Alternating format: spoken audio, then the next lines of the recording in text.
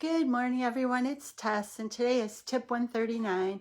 And today I thought I would talk about, I figured in the kind of year that we've had this past year that there'll probably be a lot of articles out there about finding happiness and joy. And I guess the one recurring thing that I keep hearing and seeing this past year is the way to keep moving forward or making the decisions that keep pushing us forward, like Doc V was talking about in our groups or our transformation challenge yesterday, is that we have to start firing and adjust our path as we move forward. But we've got to take that step. We've got to jump in. We've got to make the shot. We've got to keep moving forward and then adjust the path after we've taken the action. Because too often we noodle and we don't take the action.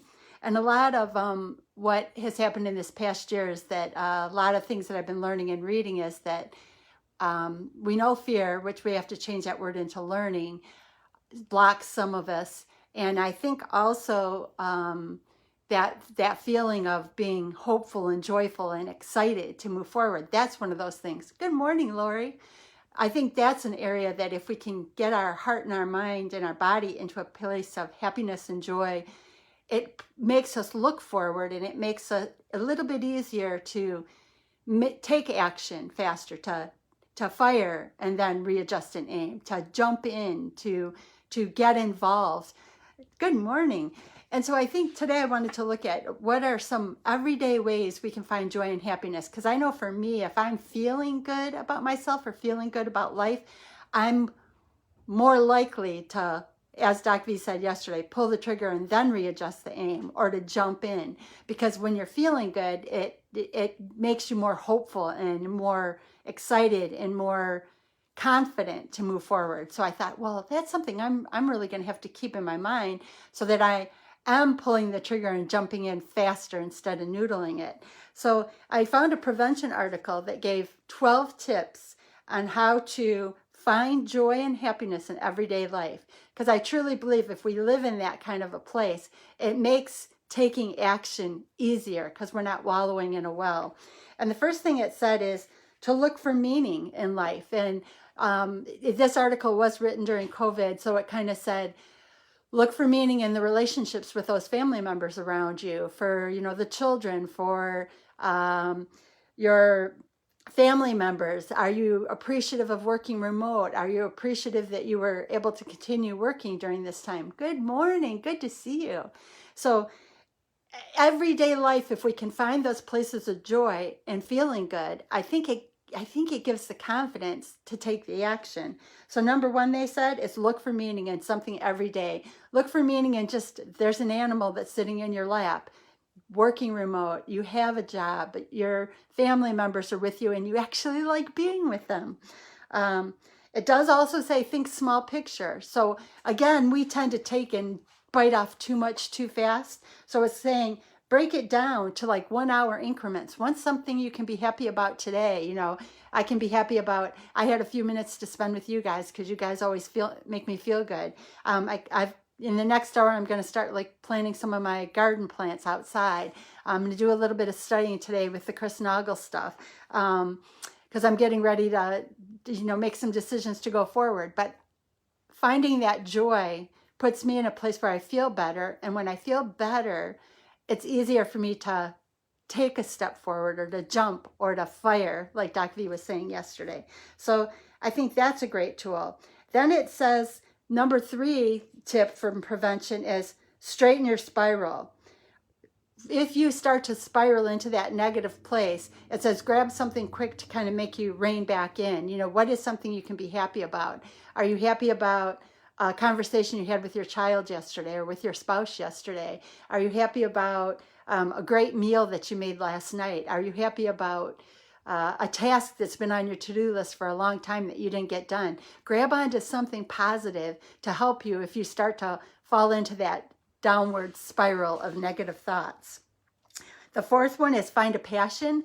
And I think this is really good too, because in the past year, I'm finding that the girl who always claimed to have a black thumb is actually enjoying nature. Am I always good at it? No, but I'm learning. And that's all that matters, is that I'm learning. And it's actually giving me things to remember about spending time with my parents, and them sharing their nuggets of wisdom that they've learned in their own journey and what they've learned from my grandparents. So it's giving me time to connect. So that brings me joy. So find a passion. So gardening, it talked about sewing, and that might be something I do again too, because I was really good at it when I was younger, but I haven't had time now, and I enjoyed it. So maybe I'm going to pick that up again.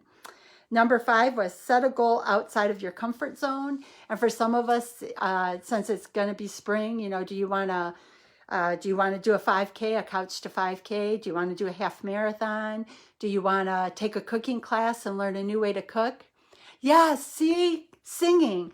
Pick up that singing again, because there's so much joy in it. I have to tell you that during COVID, I've been a volunteer for the Tears Foundation, which is an organization that helps families who lose children.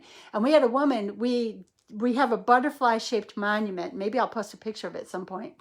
But we put the names of children lost on it. And when we did the unveiling of this monument, there was a woman who had an amazing voice that came in from New York to sing for our event. And she actually was going live every day during COVID. So I would listen to her, and just listening to music was so joyful and happy. So yeah, share your gift, because not only does it bring you joy, it's bringing so many others joy. And children's books, see, sharing that. Even for me, connecting with my students, because I tutored learning. I've been an accountant full-time for years, but I tutored learning. I tutored all children. It started with learning disabled and reading math, but I expanded out well past that. And connecting with my students in the past year has brought me joy to see where they're at in their lives and to see the accomplishments they're pulling together. That's been joyful. So look for those things, because it doesn't have to be big. I think too often we look too big, and we just got to find that simple thing: a flower, a butterfly, anything. Another one it said is be present. And I think this is really important, because too many of us spend so much time ruminating about the past. And again, forgive yourself, accept it was a lesson, and then close the door and stay in the present moment, and don't spend too much time thinking about the future. Maybe you're going to make a decision for something you're going to do or a task you're going to do, but don't live in the future, the I can't wait till I'm here, and don't live in the past of I wish I could undo what's already gone. Live in this present moment, enjoying. And that almost goes back to what I've said before, my grandparents. Enjoy what's outside. Enjoy the person that's sitting next to you. We do have a generation of people on phones, so you might be sitting next to your mother, your father, or your grandparents, and you don't even see them because you're connected to your phone.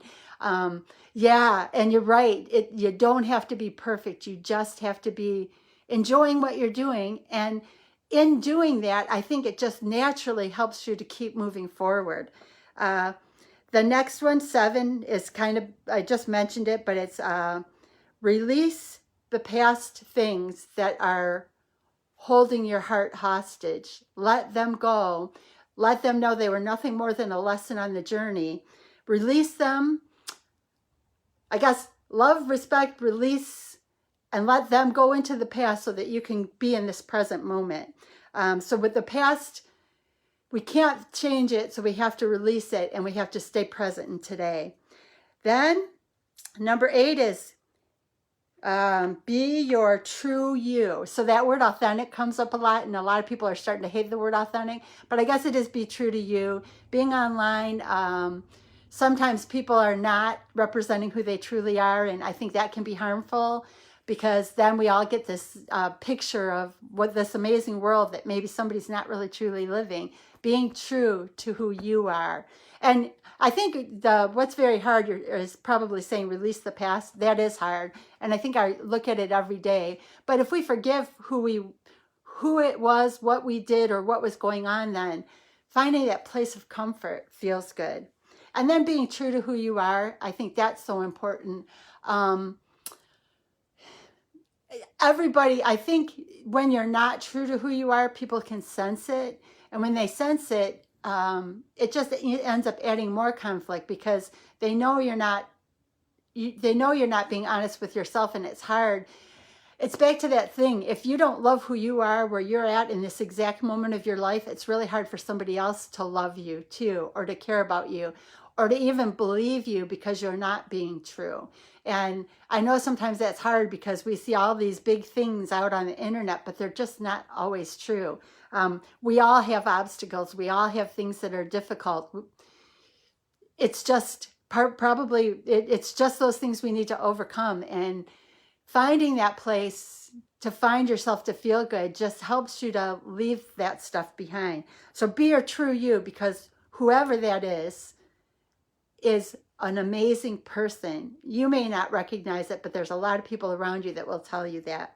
Number 9 was volunteer. And I think that's true. I find so much joy in helping others and in sharing their journeys, because honestly, I learn from them too. People have experienced things that maybe I am experiencing or I will experience, and their journey helps me to get to an end result a little bit faster. So volunteering, you always run into someone, and I have many, many people that are in my network from volunteering, and they're now friends, and we share together, and it's just an amazing thing. Number 10 is reconnect with nature, and that was something big with my grandparents. We are into this fast-paced world, reconnecting by watching a butterfly. Mother Teresa said, charity begins at home. It means first to, yep, absolutely. It's funny, my dad always talks about Mother Teresa. We pass a road when we go like looking for deer, and you're right, it starts at home. Heal your heart, and then you can expand it out to others. And that does feel good. It feels good. You know what? It feels good when you realize that you're good enough. You're good enough right here where you are. Broken, things being fixed, working on yourself, it's okay. You're worth it right where you are. And that each day it just gets a little bit better. Yeah, Mother Teresa, I love her, and I love the spelling of her name too. Reconnect with nature, that was something we kind of already talked about, but I do think that kind of brings us back to what's important. It's okay to have things in life, that's all right, but we want to be connected with who we truly are. You grew up with her, that's amazing. And some of her sayings are just amazing. And if you look at her life, she was truly a woman of giving, and an example for all of us in so many ways. And it's just beautiful. It's so beautiful to look at how giving, and how probably she never really realized how much she influenced lives, and still continues to. You had lunches with her. Oh, wow, that's amazing. Wow. That is amazing. I've never met anyone who ever actually even met her. That is amazing. Well, those are gifts. Those are gifts that you can carry forever. Like I said, mine was only knowing about reading about her. That's amazing. That is a gift. You know what? You should go live and share some of those stories. I bet everybody would love to hear that. That's what Doc V says, is we all have things that we've experienced in life that would be amazing to share. I would love to hear you share about that. It would be amazing. So yeah, you should think about that. I would love, and if you do, tag me, because I'd love to hear about your time spent with Mother Teresa. That would be beautiful. Her sister was my school. That is so beautiful. I would love to hear the stories. That would be amazing. You should go live with that. Absolutely go live. Tag the doc too. I'm sure he would love to hear that. That is a gift that not many people ever got to receive. So yeah, share that. Beautiful. Absolutely beautiful. So now, I'd love to hear that. So definitely tag me. Reconnect with nature. Number 11 is laugh. And laughter, I think, is a great medicine, because it does help us to, even laughing at ourselves. So I tripped and fell, let's laugh, then we'll stand up and we'll move forward. Number 12 is finding positive people in your life. We love all our Debbie Downers. We love our family members. We love the people that are not in that good place in our heart or in their own hearts. But we have to find the people that make us feel better. And what I'm even finding is when you put yourself in a place to feel better, those around you start to feel better too, because they feel your energy and they feel your love, and they actually start to almost grab onto that same feeling, and it helps them to pull themselves up when they're feeling down. And boy, I can't wait to hear your Mother Teresa stories. That is so amazing and such a great, great gift that you were given. So don't forget to share. So I'll kind of wrap this up so everybody can get back to their days, because I'm sure at some point soon, Doc V, I know his material's out and we'll be listening to that. But it's a beautiful Sunday.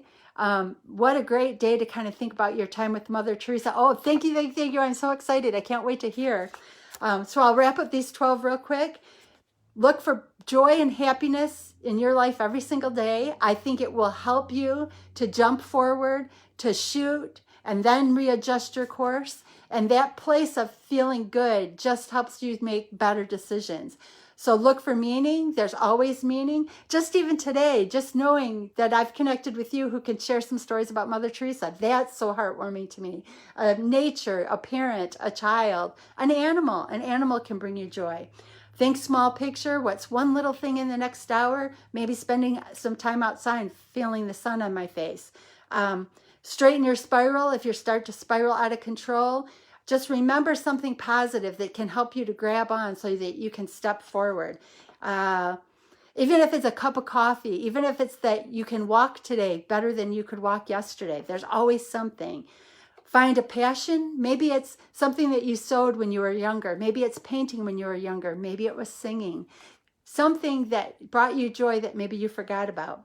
Set a goal outside of your comfort zone, because you do get that warm, joyful feeling as you make the small steps of progress. Be present in today. Forgive yesterday. Accept yesterday. Know that tomorrow will come, but today is what's important. So live in today. Let go of the past. Forgive it, accept it, and let it go. That was number 7. Be your true you, honest to who you are, because there's so much fake in the world, and we can all kind of sense it when someone's not being honest. So be true to you, because you're amazing and you don't even know it. So let somebody else learn from your experiences.